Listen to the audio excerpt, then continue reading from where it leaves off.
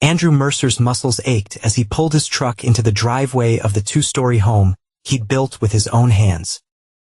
After 14 hours at the construction site, supervising a new commercial project, all he wanted was to kick off his work boots, grab a cold beer, and watch some mindless TV with June before bed. He cut the engine and sat for a moment, rubbing his callous palms against his face. Something was off. The curtains in the living room were drawn. Marlowe never closed them during the day. And there were two cars in the driveway. Marlowe's silver SUV and his sleek black Mercedes he didn't recognize. His stomach tightened as he stepped out of the truck. The Texas summer heat hit him hard, but the unease in his gut ran colder than ice. Andrew pushed open the front door and stopped dead in his tracks. 3 suitcases stood by the entryway, and the sounds of hushed voices and hurried footsteps came from upstairs. "Marlowe," he called out, his voice steady despite the dread building inside him. "June." The footsteps quickened, and then Marlowe appeared at the top of the stairs. Her blonde hair perfectly styled, wearing a sundress he'd never seen before.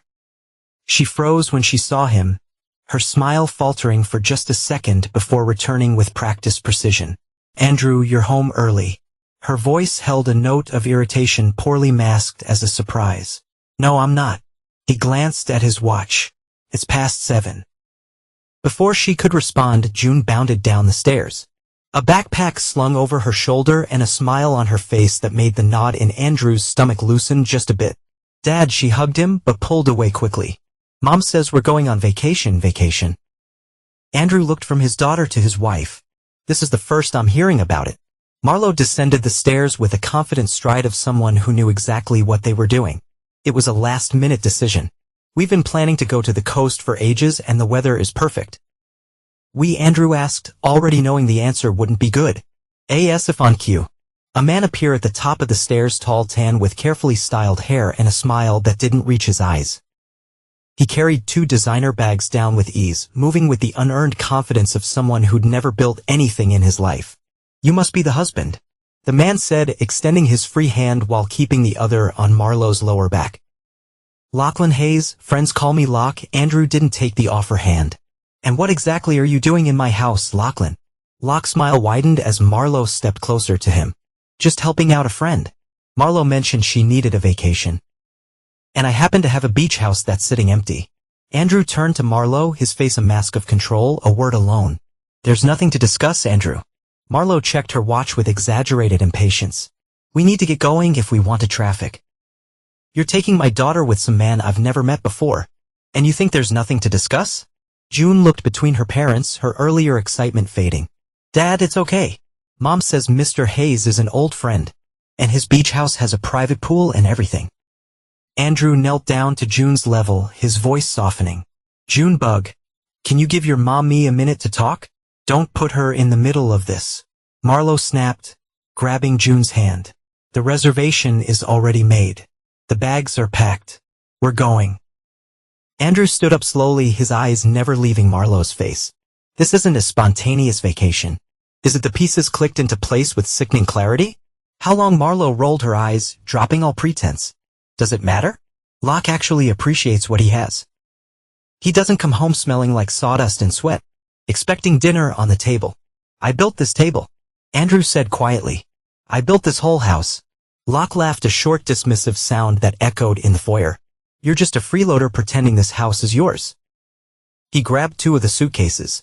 "Come on, ladies. The coast awaits." Andrew stood still as Marlowe gathered the last bag, watching as she herded June toward the door. "Face it, Andrew," Marlowe said, pausing at the threshold. "This house, this life, it was never really yours." The door closed behind them with a decisive click. Through the window, Andrew watched as Locke opened the car doors for them, throwing an arm around Marlowe's shoulders before helping June into the back seat. His daughter's face appeared in the window, small fingers waving goodbye. Andrew didn't wave back. He couldn't. His hands had curled into fists so tight his knuckles had turned white. The house seemed to mock him with its silence. Andrew moved through the rooms like a ghost, taking in details he'd never noticed before. Marlowe's perfume bottles gone from the bathroom vanity. Empty spaces in the closet where her expensive shoes used to sit. June's favorite stuffed bear, missing from her bed. This hadn't been impulsive. This had been planned, methodical, the kind of betrayal that took weeks, maybe months to orchestrate. That eye in the kitchen. He opened the refrigerator and pulled out a beer. He didn't bother with a glass, drinking straight from the bottle as he leaned against the granite countertop he'd installed 2 years ago when Marlowe had complained about the old laminate. The walls around him, sheetrock he'd hung himself. Paint he'd applied on weekends suddenly felt like they belonged to someone else. Maybe they did. Maybe Marlowe was right. A sharp knock at the back door pulled him from his thoughts. Nancy Whitaker stood on his porch, a casserole dish in her hands, and concern etched across her face. At 55, Nancy knew everyone's business in the neighborhood. But unlike most gossips, she actually seemed to care. "I saw them leave," she said without preamble when Andrew opened the door. "Thought you might need something to eat." Andrew accepted the dish with a nod. "Thanks, Nancy." She didn't leave, instead shifting her weight from one foot to the other. "Can I come in for a minute?" He stepped aside and she bustled into the kitchen with the familiar comfort of someone who'd been there many times before. "Sit," she commanded, taking the casserole back and putting it in the oven to warm. "You look like hell." Andrew sat at the kitchen island, watching as Nancy moved efficiently around his kitchen. "How long have you known?" he asked quietly. Nancy stopped, her back to him, shoulders tensing. "About what?" "About Marlowe and this Locke character." She turned to face him, her expression a mixture of pity and discomfort. "Andrew, just tell me, Nancy. No point in protecting her now." Nancy sighed, reaching for 2 plates in the cabinet. "I've seen them around town for a few months. First, I thought it was innocent, just lunch meetings." She said he was helping her with investment opportunities. She set the plates down with more force than necessary. "Then about 6 weeks ago, I saw them at that little Italian place on Maple. They weren't discussing business, if you catch my drift. 6 weeks. 6 weeks of Marlowe coming home late from yoga class. 6 weeks of her sudden interest in financial planning for the future. 6 weeks of June mentioning Mom's friend who knows about stocks. She's been planning to leave," Andrew said, the realization settling in his gut like concrete. "All those questions about the house payments, the business accounts," Nancy nodded, pulling the casserole from the oven. "I'm sorry, Andrew. I should have said something sooner." "No," he said, his voice firmer than before. "This isn't on you." They ate in relative silence, Nancy filling the occasional gap with neighborhood news that Andrew barely heard. His mind was elsewhere, calculating, planning. After Nancy left with promises to check in tomorrow, Andrew went to his home office. He pulled out the files Marlowe had been asking about: property deeds, bank statements, insurance policies. Everything was exactly where it should be. But now her interest in them took on a sinister meaning that she'd been gathering information, preparing for her exit. But Marlowe had always been impatient, cutting corners where she shouldn't. And there, in her haste, she made her first mistake. Andrew opened his laptop and began checking the accounts. Joint checking still intact, though lower than it should be. Credit cards, recent charges at boutiques and restaurants he'd never visited. The mortgage statement solely in his name. A detailed Marlowe had forgotten, or perhaps never known. He worked through the night, methodically cutting off Marlowe's access to their financial resources. Credit cards canceled. Bank accounts frozen or transferred. Passwords changed up by dawn. Andrew had a plan. Not the desperate scrambling of a betrayed husband, but the calculated strategy of a man who understood that the best revenge wasn't quick, it was thorough. Marlowe thought she'd taken everything from him. She was about to learn how wrong she was. 3 days passed in a flurry of activity. Andrew took a rare week off from his construction business, telling his foreman he had a family emergency, which wasn't exactly a lie. His first stop had been Natasha Vegas' law office. Colton's wife had always been straightforward with him, and today was no exception. "You want the nuclear option?" she said, reviewing the evidence he gathered. "I can file these papers today. But are you sure you don't want to try counseling first?" Andrew's expression gave her the answer. "All right," Tasha sighed, gathering the documents. "I'll start the divorce proceedings immediately. Given the evidence, we can cite adultery. That'll work in your favor for the property division." In June, Tasha's expression softened. "With what you've shown me, we have a strong case for primary custody. But Andrew, be prepared, Marlowe won't go down without a fight. Neither will I." His next stop was the bank, where he cleared out their safety deposit box, securing the original deeds to both their home and his business property. Then to the locksmith, who came immediately to change every lock on the house. Finally, to the security company, where he had all the codes reset and access limited to his fingerprint alone. Marlowe had taken his trust. He wouldn't give her the chance to take anything else down the fourth day. His phone rang. June's face lit up the screen. "Dad." Her voice was small, uncertain. "June Bug." Andrew softened instantly. "You okay?" "Yeah, we're coming home tomorrow. Mom says vacation is over." The underlying tension in her voice told him more than her words. Whatever paradise Locke had promised wasn't living up to expectations. "That's good, sweetie. I missed you." "I miss you too." She paused and he could hear muffled voices in the background. "Mom wants to talk to you." There was a rustling sound. And then Marlowe's voice, honey-sweet in a way that immediately put him on edge. "Andrew, darling, we'll be home around noon tomorrow. Have you thought about our conversation?" "What conversation would that be, Marlowe? The one where you left with another man? Or the one where you told me this life was never really mine?" Her laugh was brittle. "You're overreacting. We needed some space. That's all. Locke is just a friend who's save it." Andrew cut her off. "I know exactly what kind of friend he is." "Fine." Her voice hardened. "Be that way. But I expect things to be civil when we get back. For June's sake." "Oh, I'll be civil." Andrew promised. "I'll be waiting." He hung up before she could respond, staring at the now dark screen. Then he made one more call to Colton. "They're coming back tomorrow," he said when his friend answered. "I need you here." Colton, who had been through firefights in Afghanistan alongside Andrew, understood immediately. What time? Noon, and Colton bring Tasha. The stage was set. Now all he had to do was wait for the actors to arrive. The Mercedes pulled into the driveway at 12:17 p.m., its black finish gleaming in the midday sun. Andrew watched from the living room window as Locke emerged first, stretching like he'd just returned from a relaxing getaway rather than a failed attempt at stealing another man's life. Marlowe stepped out next. Designer sunglasses perched on her nose despite the cloudy day. She looked around, frowning at the side of Colton's truck parked on the street. June was the last to exit. Her usual bounce notably absent as she trudged toward the house, backpack hanging from one shoulder. Andrew opened the front door just as they reached the porch steps. "Welcome back," he said, his voice neutral. His eyes went to June.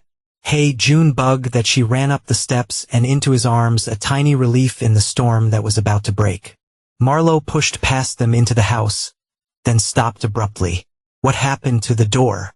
"My key doesn't work. I had the locks changed," Andrew said, still holding June's safety precaution. Locke scoffed, dragging the suitcases up the steps, bit paranoid. "Aren't we just open the door, Marlowe? I need to use the bathroom." Marlowe's face darkened as she tried her key again. "Andrew, stop playing games and let us in." "Us?" Andrew raised an eyebrow. "June can come in. She lives here." He nodded to his daughter. "Go on inside, kiddo. There's lunch in the kitchen." June looked uncertainly between her parents before slipping past the threshold. Andrew closed the door behind her, leaving himself, Marlowe, and Locke on the porch. "Andrew," Marlowe's voice rose, indignation replacing confusion. She pounded on the door with her fist. "Open this damn door." Andrew leaned against the porch railing, arms crossed. "You don't live here anymore." Locke stepped forward, his handsome face contorted with annoyance. "Listen, man, I get you're upset, but this is ridiculous. Let Marlowe get her things at least." "Her things?" Andrew smiled without humor. "Which things would those be? The ones I paid for or the ones she bought with my money?" Marlowe pulled off her sunglasses, her blue eyes flashing. "I'll call the police. You can't keep me out of my own home." "Actually, he can." All three turned to see Tasha Vega walking up the path, a leather briefcase in one hand and a tablet in the other. Colton followed a few steps behind, his military bearing evident in his straight posture and watchful eyes.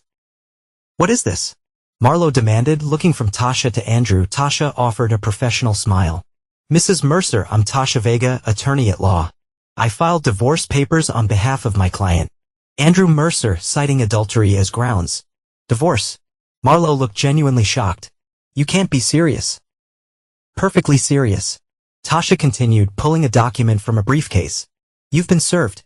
Additionally, I filed an emergency motion regarding the marital home, given that the property is solely in Mr. Mercer's name and was purchased before the marriage.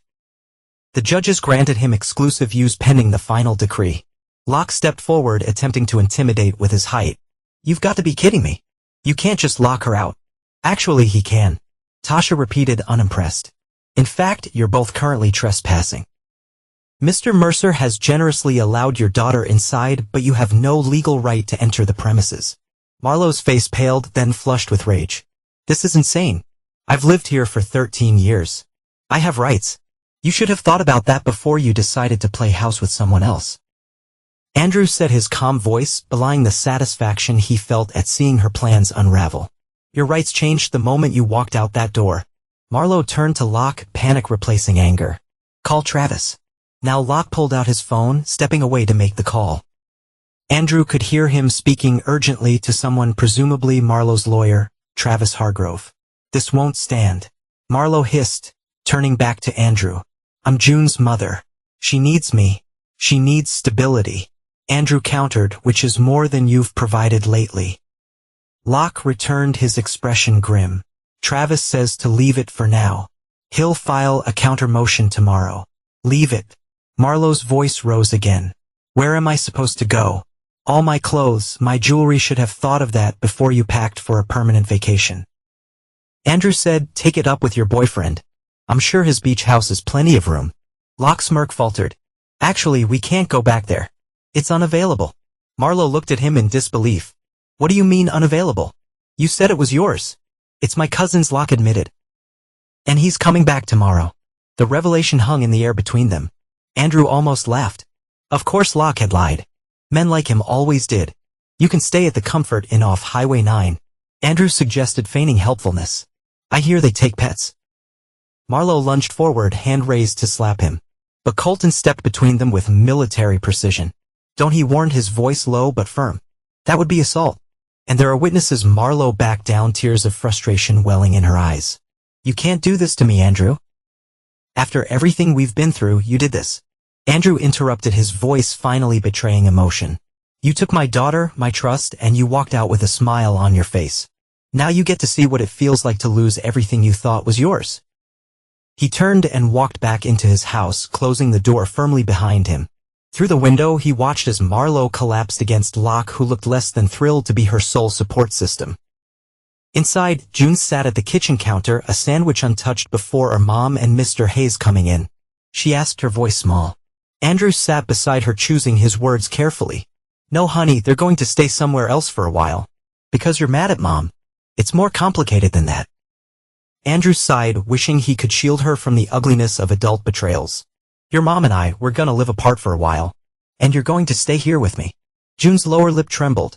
Mom said you'd be angry. She said you try to keep me away from her. I'm not keeping you away from her. Andrew promised, though part of him wanted to do exactly that. You can see her whenever you want. But this is your home, Junebug. Nothing's going to change that. June nodded, taking a small bite of her sandwich. Is it because of Mr. Hayes? Mom says he's her special friend. But I don't like him. He talks to me like I'm a baby. Andrew felt a surge of pride for his daughter's perception. Sometimes people aren't who they pretend to be. Your mom made some choices that hurt our family.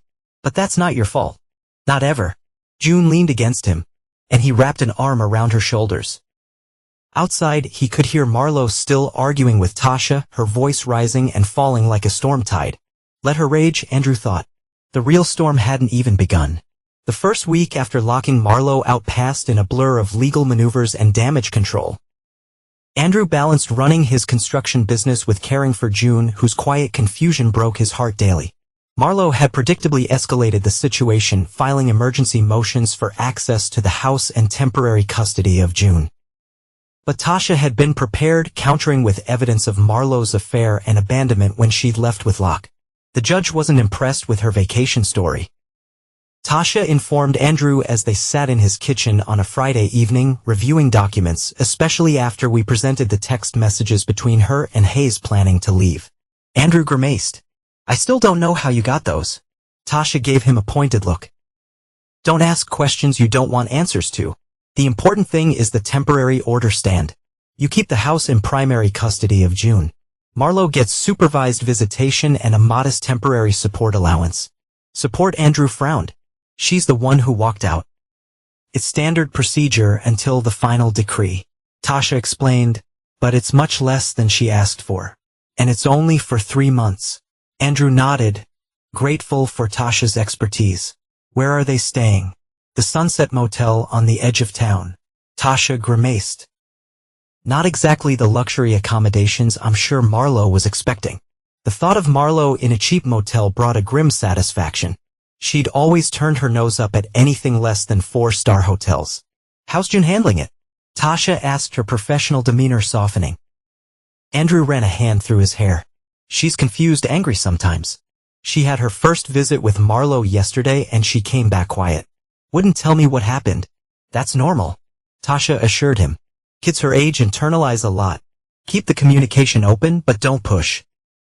After Tasha left, Andrew checked on June, who was in her room working on homework. Her face was scrunched in concentration as she tackled a math problem. Need help? He offered from the doorway. June shook her head. I got it. Ms. Rodriguez showed us a trick. Andrew leaned against the doorframe, watching his daughter with a mixture of pride and concern. She was resilient. Yes, but this situation would test even the strongest child. Dad, June looked up suddenly. His mom coming back home soon? He questioned, caught him off guard. No, honey, your mom and I were getting divorced. Do you know what that means? June nodded solemnly. Braden's parents are divorced. He lives with his mom and sees his dad on weekends. Her eyes filled with worry. Will I only see you on weekends? No. Andrew said firmly, crossing the room to sit on the edge of her bed. You'll live here with me, but you'll still see your mom regularly. June considered this, then asked the question he'd been dreading. Is it because Mom loves Mr. Hayes now instead of you? The simplicity of the question belied its complexity. How did you explain adult betrayal to a 12-year-old? Your mom made choices that hurt our family, Andrew said carefully. And those choices have consequences. But that doesn't change how much we both love you. June seemed to accept this, turning back to her homework. But Andrew could see the wheels turning in her young mind, processing a situation no child should have to face. Later that night, after June was asleep, Andrew sat his office and opened his laptop. He pulled up the email he drafted earlier that day, a carefully worded message to Marlowe's entire contact list, including her family, friends, and the parents of June's friends. Attached were select screenshots of text messages between Marlowe and Locke, along with security camera footage from her neighborhood showing Locke's car parked outside their house on days when Andrew had been working late. His finger hovered over the send button. This would humiliate her, destroy her carefully cultivated image as the perfect wife and mother. It was exactly what she deserved. And yet Andrew thought of June.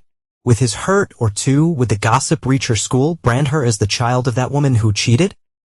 He closed the laptop without sending the email. There were other ways to make Marlowe pay, ways that wouldn't splash back on his daughter. Instead, he opened his business files and began formulating a different plan entirely. Lachlan Hayes considered himself a businessman, though most of his ventures skirted the edges of legitimacy. His current operation, a wellness center that was more interested in customers' bank accounts than their well-being, occupied a prime location in the town's business district. What Locke didn't know was that his landlord had been looking to sell the property for months, and Andrew had just become his buyer. The transaction had been quick and quiet, a cash offer well above market value. Closing documents signed within days. And suddenly Andrew owned the building that housed Locke's business. Now sitting across from Locke in a coffee shop, Andrew watched as the realization dawned on the man's face.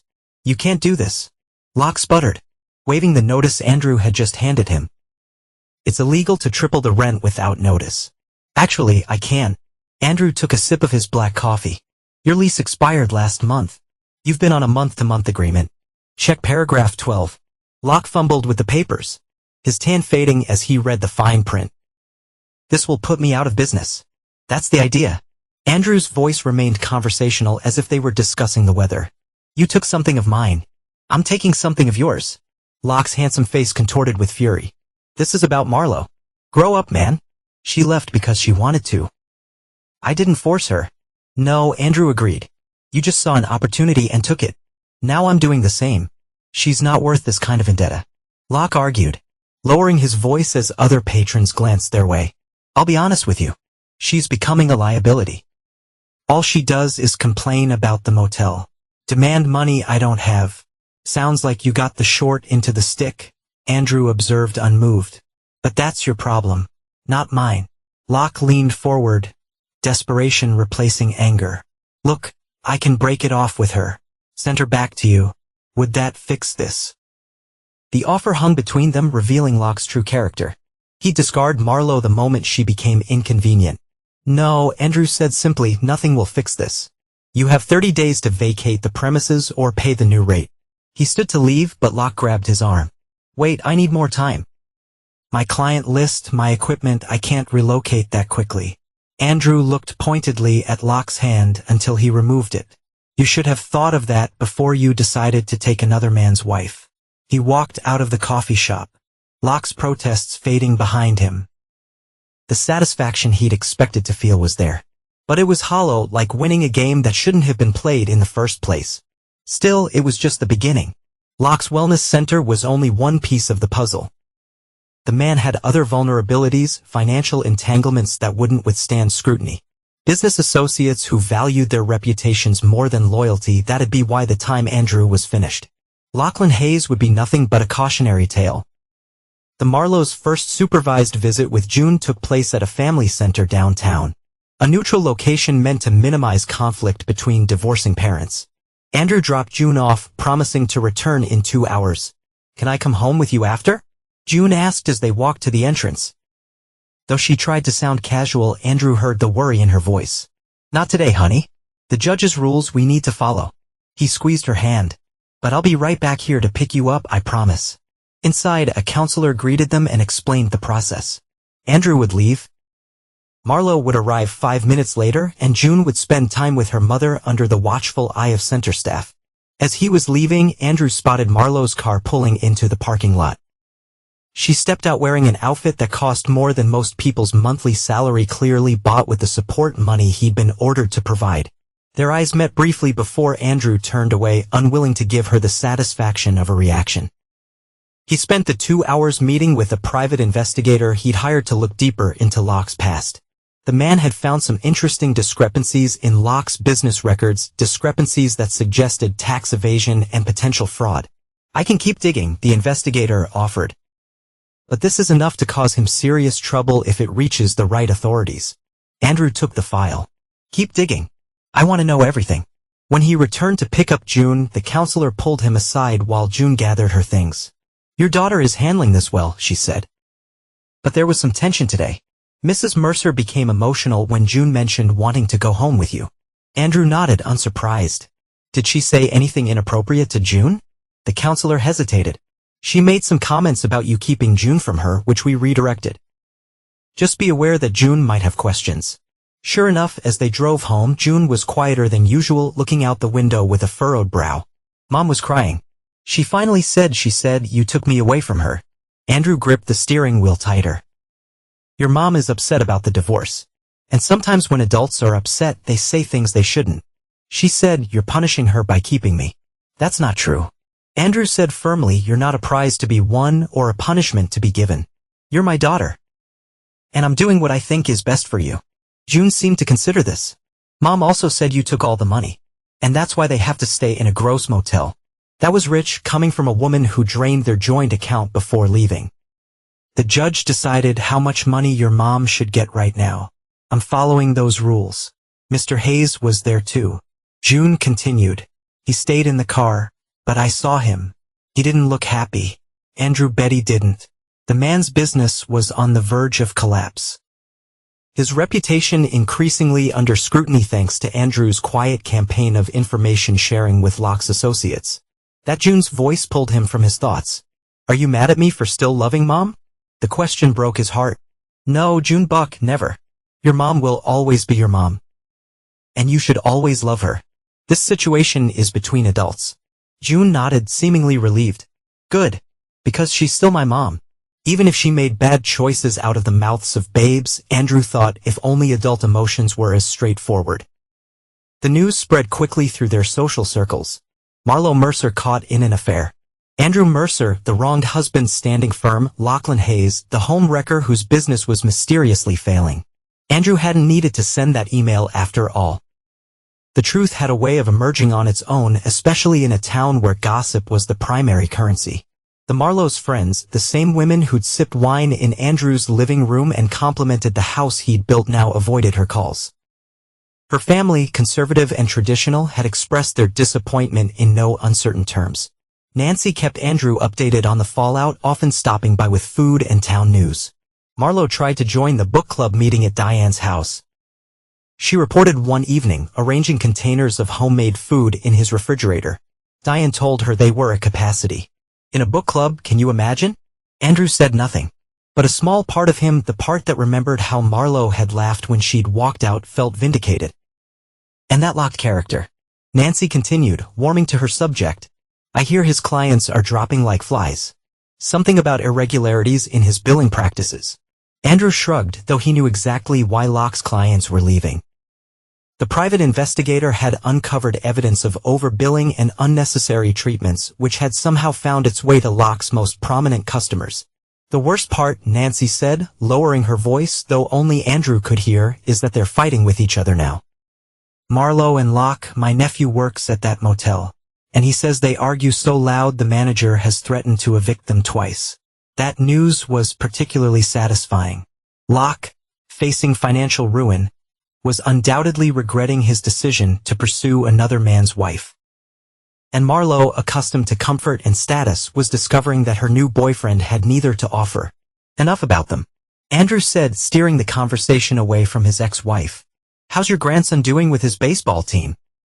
Later, after Nancy had gone, Andrew sat on his back porch and looked up at the stars. The night was cool for Texas, a hint of autumn in the air. In the distance, he could hear the neighborhood kids playing one last game before bedtime. His phone buzzed with a text message. It was Marlowe. We need to talk. Alone. It's about June. Andrew considered ignoring it. But anything concerning June deserved his attention. He typed a brief response. What about June? The reply came quickly. She's struggling with this situation. She needs her mother. Let me come home, Andrew. For her sake, the transparent manipulation made his blood boil. Using their daughter as leverage was low. Even for Marlowe, June is doing fine. He responded. Her therapist says she's adjusting well. If you're concerned, bring it up at the next hearing. He could almost feel Marlowe's frustration through the screen. This isn't about the legal case. This is about our daughter's emotional well-being. Stop being so stubborn and listen to me for once. Andrew looked at the message for a long moment before typing his final response. I'm listening. I just don't believe you that he blocked her number after that. If she had legitimate concerns about June, she could communicate through their lawyers. He wouldn't be manipulated. Not again. Inside, he checked on June, who was sound asleep with a book still open beside her. Her face was peaceful. Her breathing steady. Whatever struggles she might be having with the divorce, she was resilient, stronger than Marlowe gave her credit for. Andrew carefully removed the book and pulled the covers up. Night, Junebug, he whispered, smoothing her hair back from her forehead. As he turned to leave, he heard her quiet voice. Night, Dad, love you too, kiddo. In that moment, Andrew knew with absolute certainty that everything he was doing, every calculated move against Marlowe and Locke was worth it. Not for revenge, though that was sweet, but for the chance to rebuild a life for himself in June, free from Marlowe's manipulation and betrayal. The news came on a Tuesday morning. Lachlan Hayes was in trouble. Serious trouble. Colton arrived at Andrew's job site, weaving through construction equipment to reach him. Just heard from a buddy at the newspaper. He said without preamble, Hayes is being investigated for insurance fraud. FBI got involved. Andrew set down his clipboard. His expression neutral despite the satisfaction coursing through him. Is that so? Colton gave him a knowing look. Don't act innocent. I know you've been feeding information to the right people. I have no idea what you're talking about. Andrew replied, but the corner of his mouth twitched slightly. I've been too busy with my own affairs to worry about Lachlan Hayes. Right? Colton chuckled. Well, your own affairs have apparently led to Hayes being served with federal warrants this morning. They're searching his office as we speak. Andrew had expected the investigation, but not so quickly. The file he'd anonymously submitted to the insurance commissioner had been comprehensive, documenting years of fraudulent claims and billing practices. But federal involvement suggested they found even more than he had. And Marlowe, he asked, keeping his voice casual. What does she fit in all this? Colton's expression sobered. That's actually why I came in person. There's talk she might be implicated too. Some of the fraudulent paperwork has her signature on it. That Andrew hadn't anticipated. She's been with him, what, 2 months? The fraud goes back years. From what I hear, she was helping him update records recently. Backdating forms, changing patient information. Colton shook his head. She might have thought she was just helping with paperwork, but Marlo was smart enough to know better. Andrew thought she'd just been desperate enough to ignore her better judgment. I should warn her, Andrew said, surprising himself with the impulse. Colton raised an eyebrow. Why? She made her bed. Because of June, Andrew explained, already reaching for his phone. If Marlo gets caught up in this, it'll hurt her. He called Tasha instead of Marlo directly, explaining the situation and asking her to pass along a warning, not for Marlo's sake, but for June's. I don't want my daughter visiting her mother in prison. He concluded, can you make sure she understands the seriousness of this? Tasha promised to reach out immediately. You're a better man than most, Andrew. Not many would give their ex a heads up like this. But Andrew wasn't being kind. He was being strategic. June needed a mother, even a flawed one. And more selfishly, he knew that if Marlo went down with Locke, she'd drag his name through the mud too, claiming he'd set her up. Better to give her a chance to distance herself from Locke's schemes. Let her save herself as long as she implicated Locke in the process. That evening, as Andrew helped June with her science project, his phone rang. Unknown number.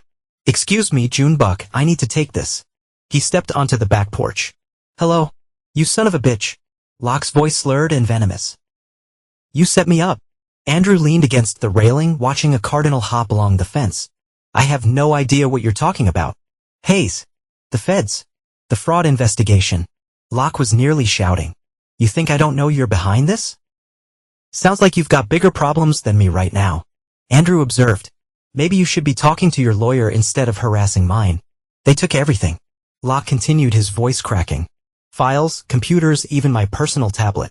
They're saying I could face 20 years. 20 years. Andrew felt no sympathy. That's unfortunate. You've got to help me.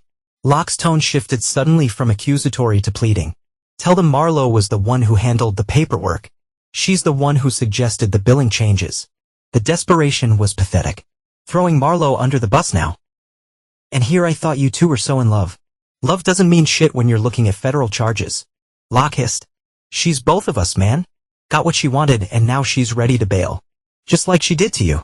That caught Andrew's attention. What do you mean? She's been talking to her lawyer about a deal. Said she has evidence it was all me. Locke laughed bitterly. Evidence she created. She's setting me up to take the fall alone. Andrew wasn't surprised. Self-preservation had always been Marlo's strongest instinct.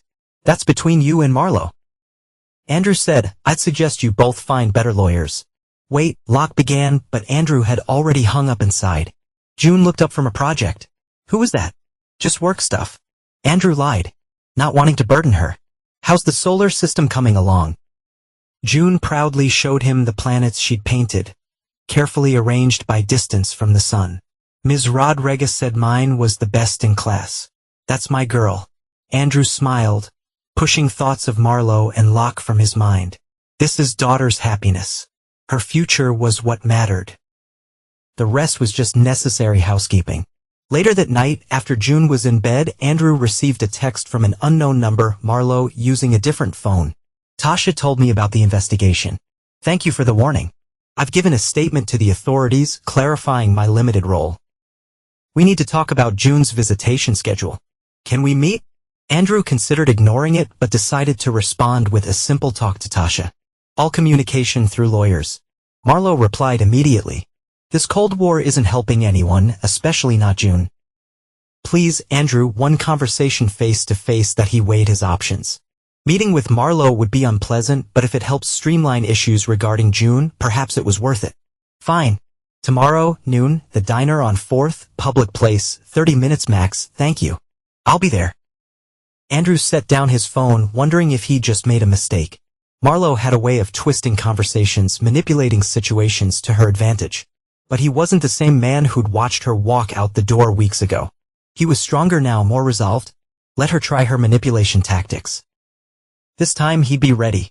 The diner on 4th Street was busy with the lunch crowd when Andrew arrived. He spotted Marlo immediately.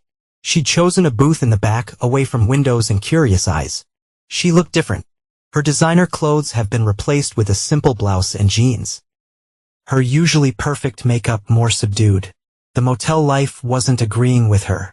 "Andrew," she said as he slid into the booth across from her. "Thank you for coming." He nodded, but said nothing, signaling to the waitress for coffee. "I want to apologize," Marlo began, her voice soft. "What I did leaving the way I did, it was cruel and thoughtless."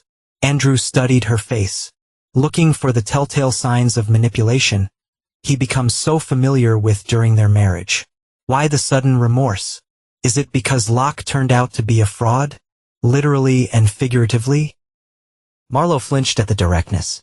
"I made a mistake. A terrible mistake. I got caught up in Locke's promises. His attention, save it." Andrew cut her off. "You said you wanted to talk about June's visitation." Marlo's carefully constructed contrition faltered. "Yes, but I thought we could clear the air first. We were married for 13 years, Andrew. That has to count for something." "It counted for nothing when you walked out," Andrew said evenly as the waitress set a cup of coffee in front of him. "Now it's just a number on divorce papers. I miss June." Marlo said, changing tactics. "These supervised visits once a week aren't enough. She needs her mother.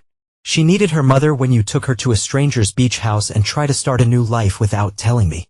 Andrew replied, stirring sugar into his coffee.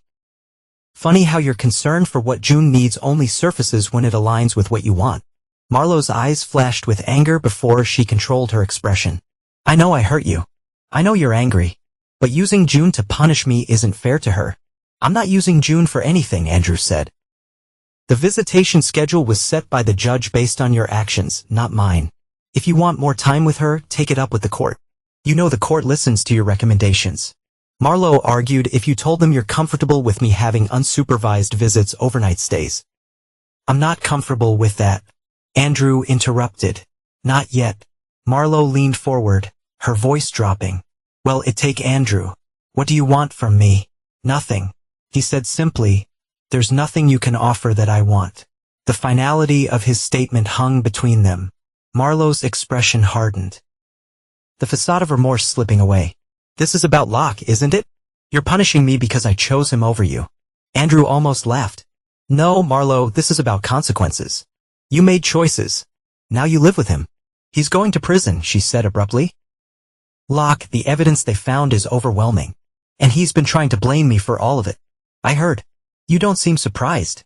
Andrew shrugged. "Men like Locke always look for someone else to blame. I'm just glad you had the sense to distance yourself before you got pulled down with him." Marlo studied him, suspicion creeping into her expression. "Did you know about his fraud?" "I knew he was dirty," Andrew admitted. "The specifics came later. And you didn't think of war me before I got involved with him." Her indignation was almost comical. "You didn't give me the chance." Andrew reminded her, "You were too busy walking out with your special friend to listen to anything I had to say." Marlo's eyes welled with tears, real ones this time, not the calculated display she was known for. "I've lost everything, Andrew. My home, my reputation, most of my friends, even my parents are barely speaking to me." "No," Andrew corrected her gently. "You threw it all away. There's a difference." The distinction seemed to hit her hard. She slumped back against the booth, the fight draining out of her. "What am I supposed to do now?" she asked, her voice small. For the first time, Andrew felt a flicker of pity. Not enough to forgive, but enough to offer the bare minimum of human decency. "Start over," he suggested. "Get a job, find a place to live that isn't a motel, show the court you can provide stability for June. Then we can talk about adjusting the visitation schedule." Marlo nodded slowly, wiping away a tear. "I do love her, you know, June, whatever you think of me, please believe that." "I do," Andrew said, and he meant it. For all Marlo's flaws, her love for their daughter had never been in question. "That's the only reason we're having this conversation." He glanced at his watch. "Our 30 minutes are up. I need to get back to work." "Wait," Marlo said as he stood, "one more thing, the house. Is there any chance I could get some of my personal items? Clothes, jewelry, mementos." Andrew hesitated. It was a reasonable request. But he was wary of giving Marlo any opening to worm her way back into his life. "Make a list," he finally said. "Send it to Tasha. I'll have everything boxed up and delivered to you." Relief flooded Marlo's face. Thank you. Andrew nodded and turned to leave, then paused. For what it's worth, I'm sorry, Locke turned out to be worse than you expected. It wasn't forgiveness, not even close, but it was the closest thing to compassion he could offer. Marlowe's sad smile followed him as he walked away. He wasn't worse than I expected, she said quietly, just worse than you. The weeks passed and the seasons began to change. Summer heat gave way to the milder temperatures of early fall. And with the changing weather came a shift in the divorce proceedings. Locke had been formally charged with multiple counts of insurance fraud, facing a possible 20-year sentence if convicted on all charges. He'd been released on bail but was required to surrender his passport and wear an ankle monitor. Marlowe, true to her survival instincts, had cooperated with investigators, providing evidence that limited her involvement to unwitting participation in Locke's schemes. She'd avoided charges but found herself a social pariah abandoned by the same people who'd once clamored for invitations to her dinner parties. Andrew watched these developments from a distance, focusing instead on rebuilding his life with June. The construction business was thriving. June's grades had stabilized after an initial dip and a sharp pain. A betrayal had dulled to a manageable ache. The final divorce hearing was scheduled for the following month. Most issues have been resolved through negotiation, division of assets, custody arrangements, support payments. Marlowe had eventually accepted the reality that the life she'd abandoned was gone for good. Or so Andrew thought, until the day June came home from her weekly visit with Marlowe with troubling news. Mom asked me a weird question today. June said as she helped Andrew prepare dinner. She was chopping vegetables with careful precision, a skill she'd recently mastered under his guidance. What kind of question? Andrew kept his tone casual, though his instincts immediately sharpened. June focused intently on slicing a bell pepper. She asked if I would tell the judge I want to live with her instead of you. Andrew set down the knife he'd been using to trim chicken breasts. What did you say? I told her I like living with you. June replied, glancing up uncertainly. Was that okay? Of course it was okay. Andrew assured her, hiding his anger at Marlowe's manipulation. You should always tell the truth about how you feel, Junebug. No one can be mad at you for that. June nodded, clearly relieved. Mom got upset. She said if I really loved her, I'd help her get the house back. The calculated cruelty of putting that burden on a 12-year-old girl made Andrew's blood boil. After all this time, Marlowe was still trying to use their daughter as a pawn. What your mom said wasn't fair. Andrew said carefully, mindful not to disparage Marlowe directly despite his anger. Adults shouldn't ask kids to take sides in their problems. That's what the counselor said to June acknowledged. She told Mom was inappropriate and ended our visit early. Thank God for small mercies, Andrew thought. At least the supervision was working as intended. You know what? Andrew decided, let's skip cooking tonight. How about pizza instead? June's face lit up with extra cheese. The cheesiest they make, Andrew promised. Already reaching for his phone to place the order. As June ran off to wash her hands, Andrew made another call to Tasha. This latest manipulation attempt needed to be documented and addressed before the final hearing. Tasha listened intently as he relayed what June had told him. This is serious, she agreed.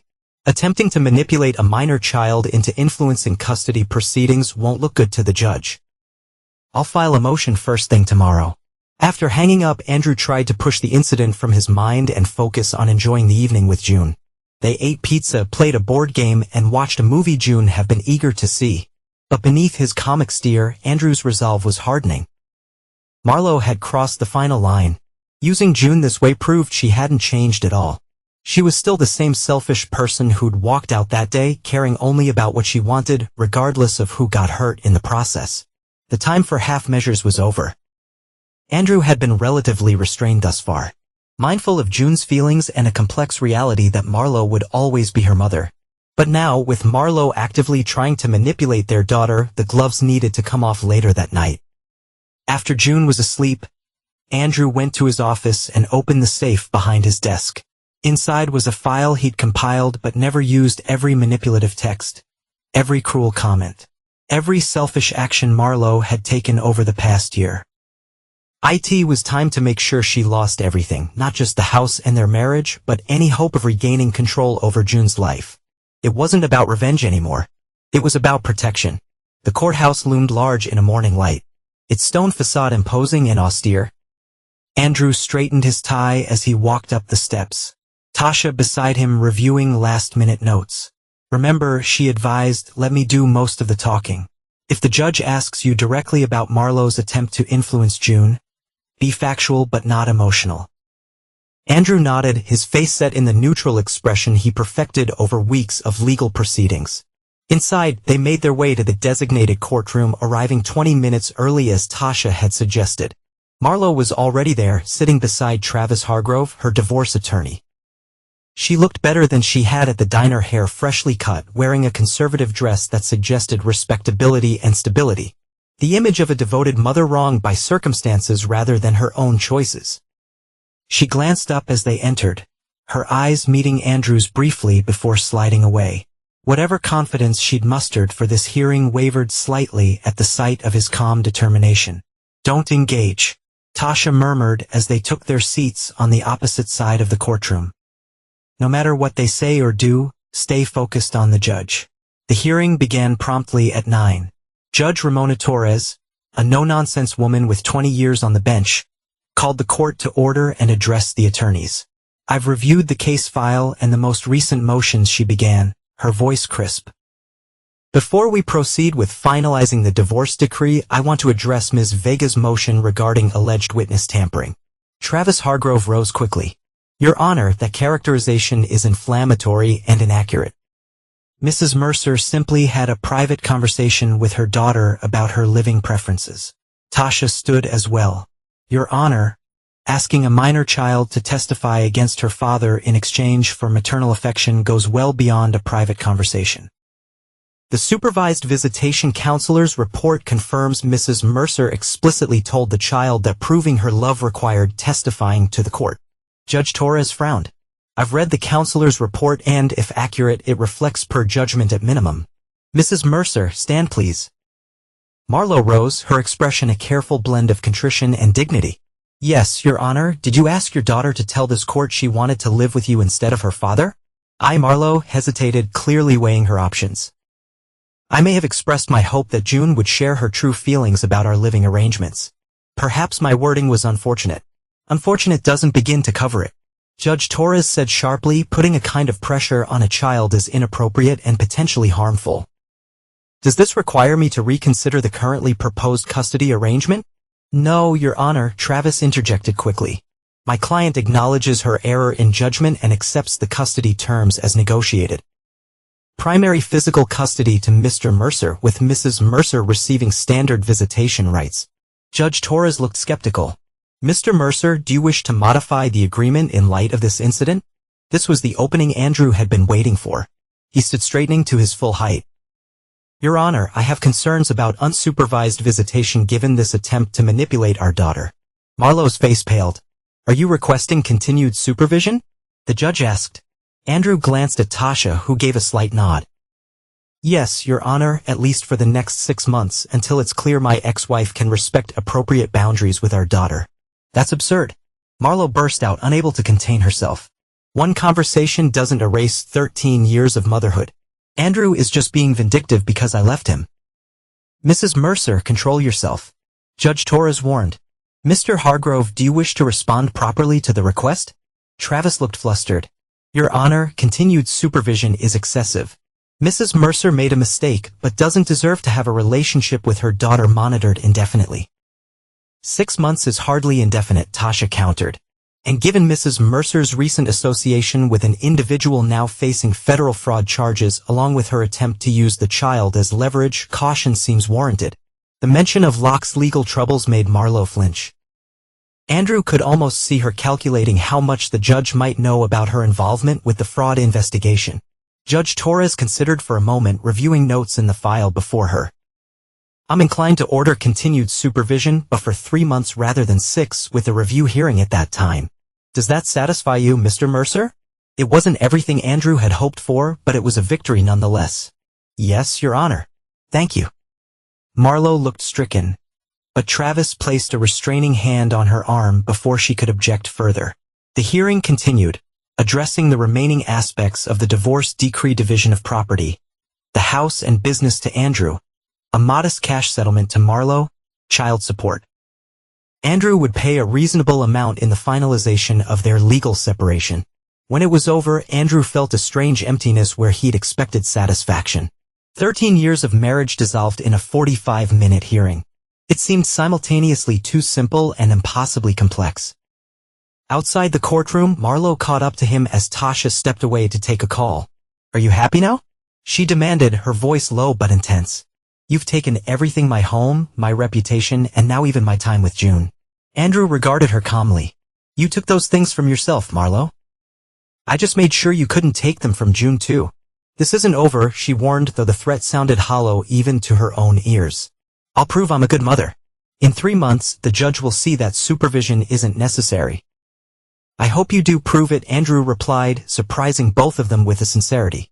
June deserved a mother she can count on, not one who uses her as a bargaining chip. For a moment, something like shame flickered across Marlo's face. "I love her, Andrew. Whatever you think of me, I love our daughter." "Then show it by putting her needs above your wants," Andrew said. "That's what parents do." Before Marlo could respond, Travis appeared at her elbow, urging her toward the exit. "We should go. The press is outside."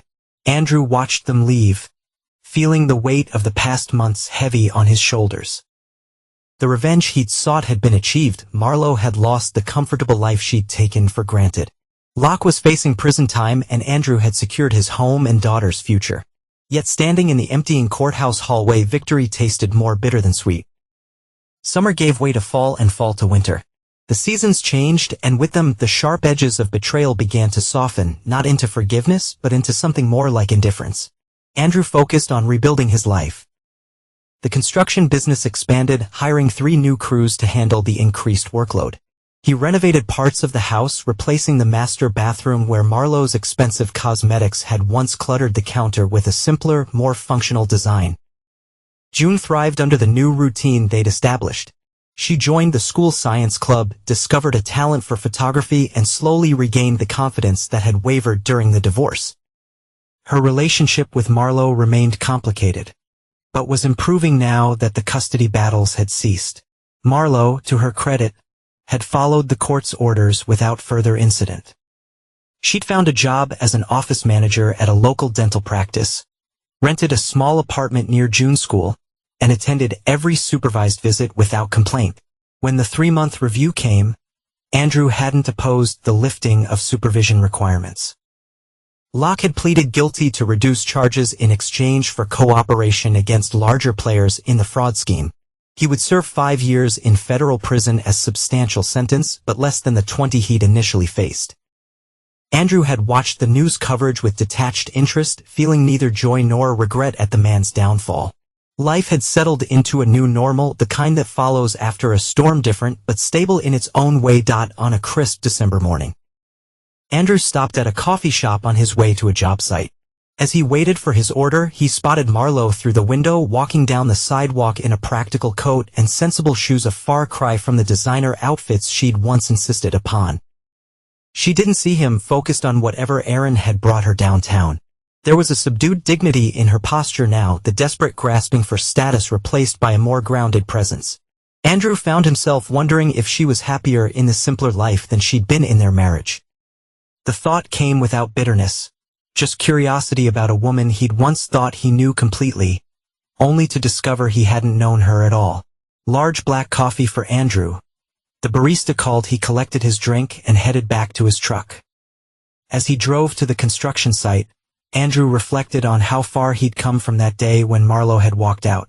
The pain hadn't disappeared entirely, he doubted it ever would, but it no longer defined him.